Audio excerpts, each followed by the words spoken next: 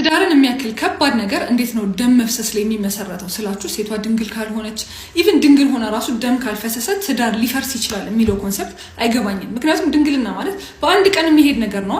ሶ ማተር ማድረግ ያለበት የሴቷ ማንነት ምን ያህል ታማኝ ናት፣ ለልጆቿ ለቤተሰብ ለመቀላቀል ምን አይነት ሰው ናት የሚለውን አንደርስታንድ ካረግን በኋላ ነው ለትዳር የምንደርሰው። ከዛ ትዳር ጋር ከተደረሰ በኋላ ደም ካልፈሰሳት እንዴት ነው ትዳርን ሊያፈርስ የሚችለው? እኔ ግራ እየገባኝ ነው። ምክንያቱም አንደኛ መረዳት ያለባችሁ ነገር ማለት ነው ድንግልና በተፈጥሮ የሌላቸው ሴቶች አሉ። በግንኙነት ሰዓት ደም የማይፈሳቸው ድንግል የሆኑ ሴቶች አሉ። ይሄንን ማወቅ ነው። ድንግልና የምንለው እቺ ሃይመን የምትባለው በግንኙነት ሰዓት ስትቀደም ነው። እቺ ሃይመን ደግሞ በየሴቱ ትለያያለች። በተፈጥሮ ላትኖር ትችላለች፣ ስስ ሊሆን ይችላል፣ ደም ዝውውር ላይኖር ይችላል፣ ደም ላይፈስ ይችላል።